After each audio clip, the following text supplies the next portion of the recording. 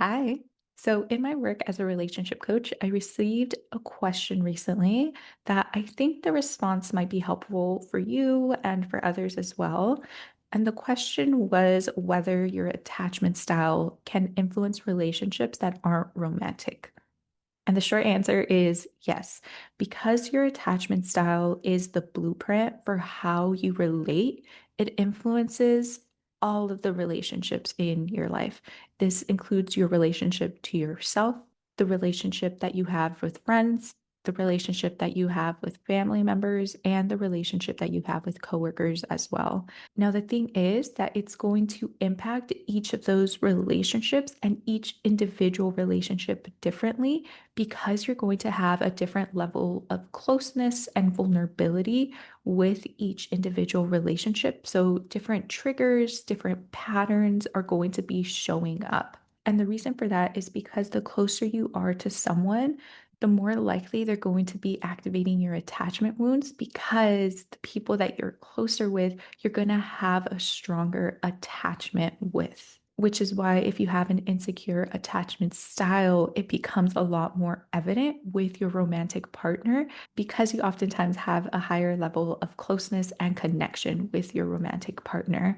And I would say, kind of along those lines, you probably also have a closer relationships and connection with family members and with friends. So I would say that those are the types of relationships that are also likely to activate some of your attachment wounds. Whereas in the workplace, generally speaking, we don't have those deep relationships with our coworkers. So your attachment wounds are going to be looking a little bit different, but that doesn't mean that some of the patterns within your particular insecure attachment style aren't going to be showing up within the workplace. So I would say that there are three main areas for how your attachment style is going to influence every single one of your relationships. And that is one, the meaning or the stories that you give behind what others do or don't do.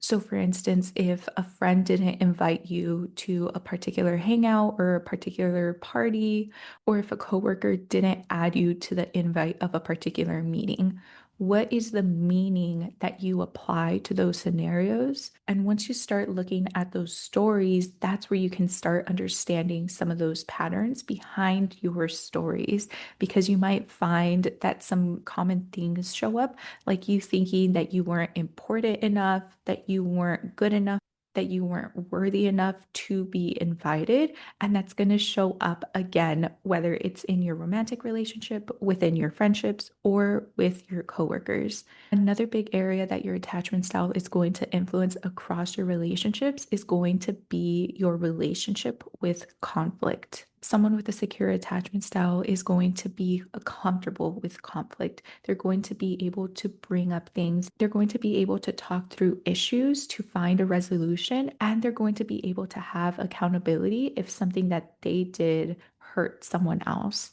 Now, if you have one of the three insecure attachment styles, you're probably going to have a lot of discomfort with conflict, and that's going to show up differently. So, your response is most likely going to match your particular attachment style. So, for instance, if you lean more anxious, your response might look like doing quite a bit more people pleasing around conflict and trying to appease the other person. If you tend to lean towards the avoidance side, you're going to have a lot of fear around conflict and wanting and needing to have a lot more peace. And if that means avoiding conflict altogether and not having conversation, then as you can tell from what I'm saying, there's going to be a lot more avoidance towards conflict. And the third area for how your attachment style is going to show up across your different types of relationships is going to be with your boundaries. So, are you able to honor your own time, energy, capacity, and how much you're giving within your friendships and within the workplace? So, if you have a secure attachment style, you're going to be able to have a natural flow of the things that you say yes and no to in a manner that honors what you have to give. If you tend to lean towards the anxious side, you're most likely going to be leaning into people pleasing and not taking yourself into account as much.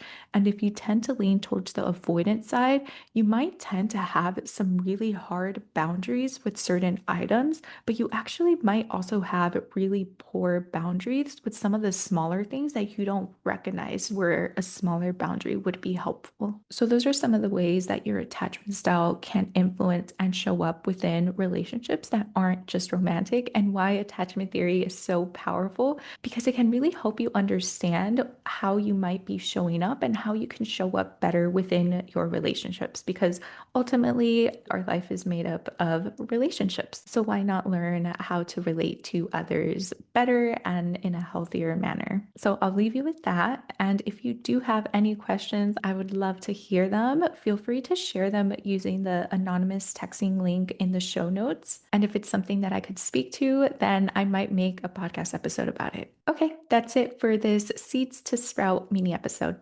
Bye.